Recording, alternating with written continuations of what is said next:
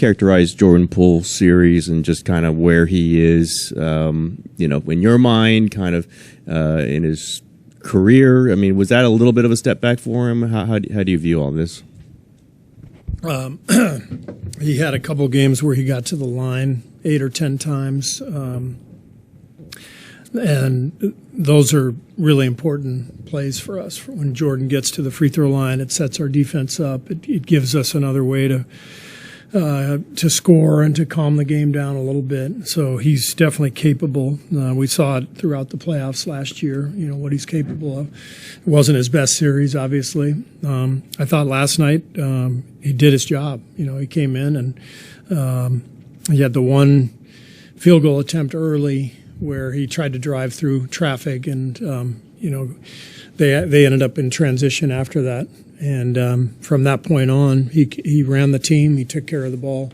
He gave Steph the rest he needed, and it was a game we played mostly with our starting five. So his minutes weren't required last night, not big minutes. So I think this is all part of his journey. Every year is different. Every series is different. Every game is different.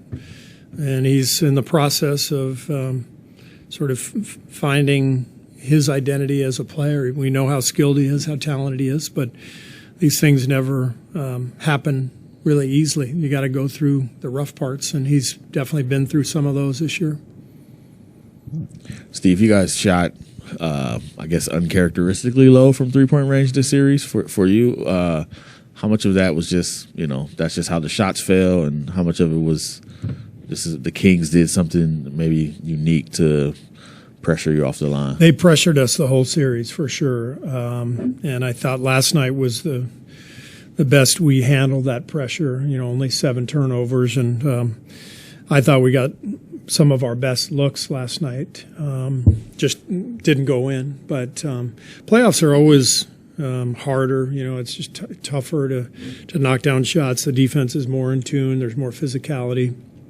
But it's good to get used to that now. We've got 7 games under our belt, and I think we'll shoot the ball better. You got to remember, too, Wiggs just came back for these 7 games, so he's not in rhythm yet.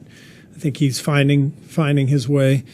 But and same with Gary. Gary, just played a little bit at the end of the regular season. So I feel like we're on a good path now because we have our health, and we've had a whole series with our full roster pretty much. So I think we'll shoot the ball better this series.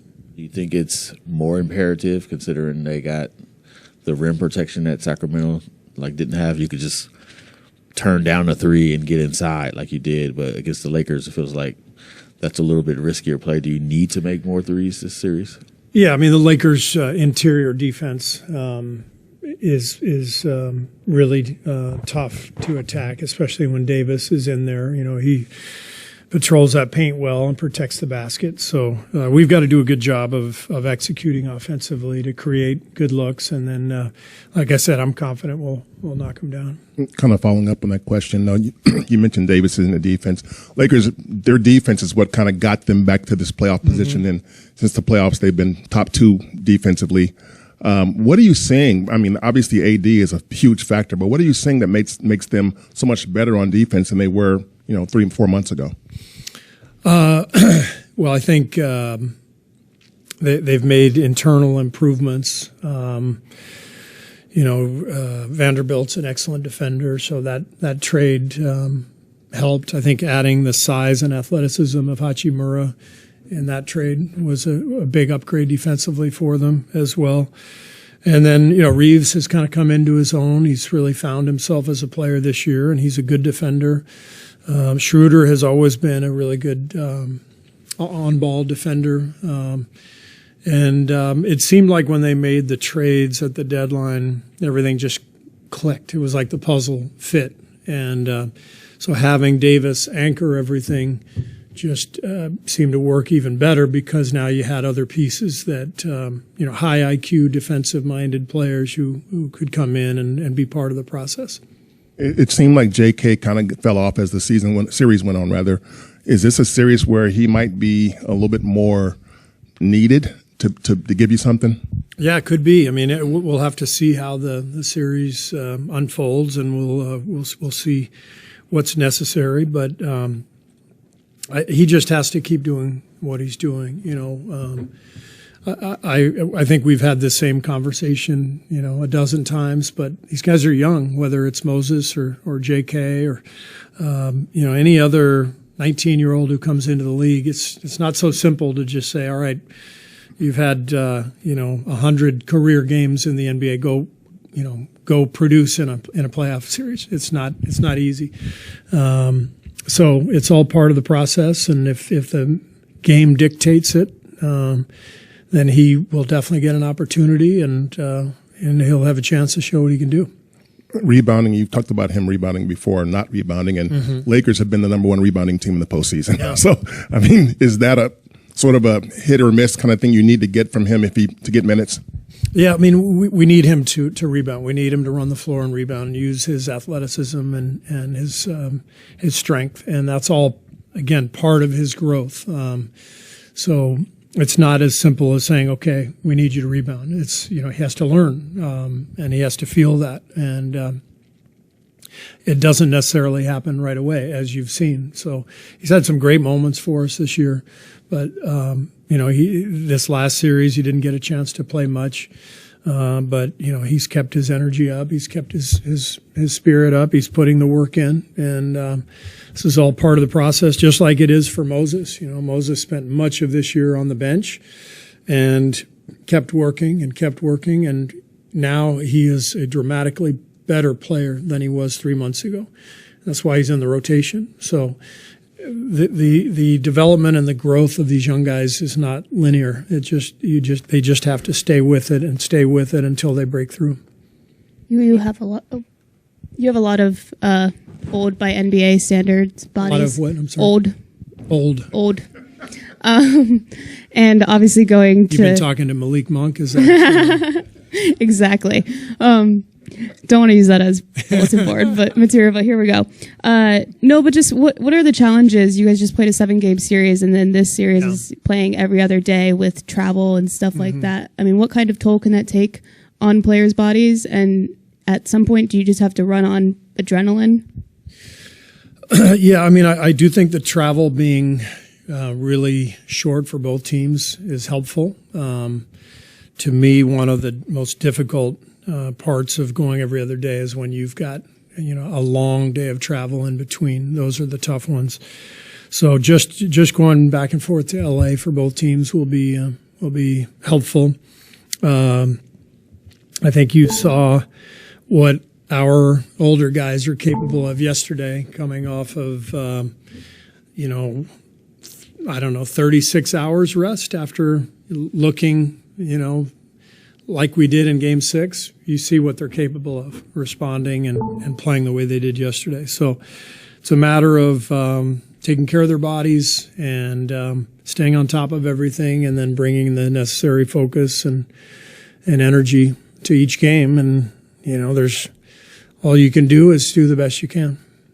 Steve, I know you praised Clay for his defense, even when his shot wasn't what he wanted yesterday. He called it disgusting after the game 4 of 19, but this is Clay we're talking about. He also said he's going to come out hot in Game 1, and the Lakers, facing the Lakers is something he's dreamt about for his entire career. Can you sense what that might mean to him? I mean, it doesn't take much for him to get fired up about something. First of all, his performance yesterday was almost more impressive to me than had he gone 10 for 19 and scored 30 points. I just feel like when you see a guy on the road in a Game 7, what you're looking for is a guy who's not afraid of the moment and who's going to defend and bring energy every possession. And Clay did that the entire night. He had a play where he took a shot and it was missed badly, and Loon got an offensive rebound and scored. And on film, you could see Clay like pumping his fist, like, yeah. It's not about him. It's about the team. It's about the result. It's about competing. his defense was amazing yesterday. And I played in a few game sevens and a lot of playoff games, and the thing that defines all the best players on the floor is none of them are afraid, and Clay is never afraid. So I actually loved his game yesterday. And in my mind, those are the games where you really see what people are made of, and things aren't going their way and they're still fighting and scratching and clawing. So I'm excited for Clay because he's, he gets to go right back out there tomorrow. And, as you said, great matchup, and his dad working for the Lakers and all that. It'll be fun for him. Steve, you mentioned yesterday on offense, maybe you simplified it a little bit or got real focused with the game plan. You call it one of the best game plan games you've seen your guys play. Without getting too much in the details, was that just almost strictly high pick and roll Looney? Make sure you start with that action. Was that the biggest part of simplification? The biggest part was the spacing, because the spacing leads to better decisions and easier decisions, I should say, passing the ball. Game 6, we were so cluttered that a lot of our passes, weren't clean angles to get the ball from one side to the other or from one teammate to another. So the spacing yesterday cleaned a lot of things up, and then you could see the way we were attacking and trying to get the ball moving. And obviously Steph, took it into his own hands. He took 38 shots. I don't think he's ever taken that many shots since I've been here. Maybe ever. Is that his career high?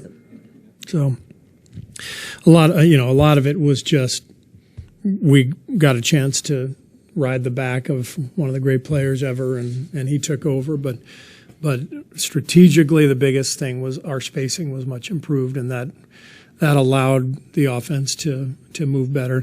Missed a lot of shots. I thought we had some good looks, and we just didn't knock them down, but the execution was pretty good. Is that just generally just getting guys off the wings a little bit? Like, what generally does that better spacing mean? Generally means not crowding the paint, and we've always been a team that moves the ball and we get a lot of body movement and player movement. We have a lot of freedom within the offense, as you know, but where we can get into trouble is when we just get too bunched up. And you get too bunched up and the other team's putting a lot of pressure on you. It's just tougher to find outlets and relieve that pressure. Steve, this is something I'll ask Steph, too, at some point, but in what ways do you think him and LeBron have brought out the best out of each other over the years? Well, 4 finals matchups, that's what it's all about. That's the apex of NBA basketball. And so the two of them meeting 4 times, at the highest level, that's what rivalries are born out of. That's, Magic and Bird. That's, the matchups we think about in NBA history come from, that sort of circumstance. So they're both amazing players, totally different, but both so committed to the work, to the process, competitors, really intelligent. I mean, they share a lot of the same qualities, despite the fact that they're very different players. Steve, obviously Anthony Davis is such a different big man than Sabonis. How difficult is it going from 7 games of a big man like Sabonis to what AD can do, and what are the biggest challenges that he presents for you guys? Yeah, I think you have to get a dose of realism. You get in that game and watching film, like, okay, Davis is going to be at the rim. We got to be aware of his defensive presence. But then when you get out there, it's real, and so it's you can see it on tape, but you got to feel it in order to understand how to attack. And with shot blockers in general, if you have the angle, you try to get into their body so you don't let them free to jump up and smother your shot. But we have to be smart offensively and not just go in and try to throw wild layup attempts over the top of them, because that's what fuels their fast break half the time. little detail here, but was it that yesterday about as matchup-y as you've been in your rotations? A couple times, look like you had Gary Payton ready to come in, and you pulled him back, and you had other guys. Yeah. I mean, was it strictly some of those were just who's in the game and he's coming in? Looney, Yes. maybe it's a bonus. Were there some strict matchups in your mind for that? There were, and I think there was even one time where Sabonis went to the table, and we put somebody at the table, and then when Mike saw, he pulled Sabonis back, and we pulled our guy back, and that's what makes the playoffs fun. I mean, they're so different. I saw watching the tape of the game. There's a screenshot of they were trying to run their dribble handoff game, and we're trying to take it away, and one of their counters was to lift their two guys even higher than normal.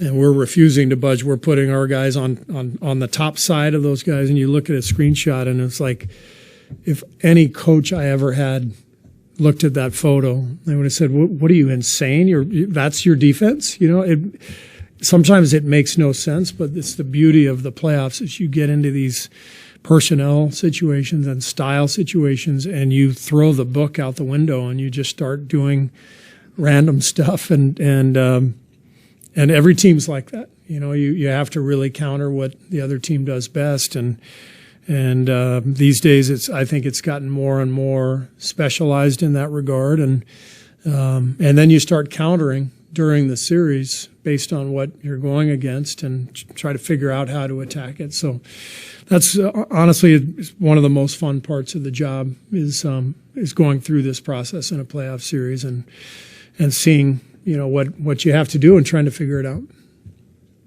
Always one other stupid detail. You switch the court on all the road games. You don't normally do that. What was the thinking there, just to flip the sides? We did that.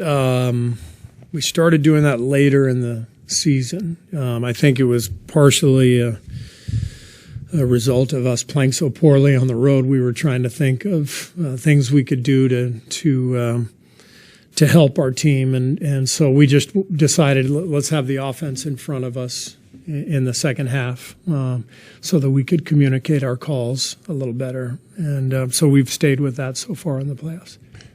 You mentioned yesterday that Steph's excellence gets taken for granted in some ways because it's happened so normally, but when you look at what he's been able to do for the franchise, for basketball in general, I mean, is there even a way you can articulate what he has meant to this franchise in this game?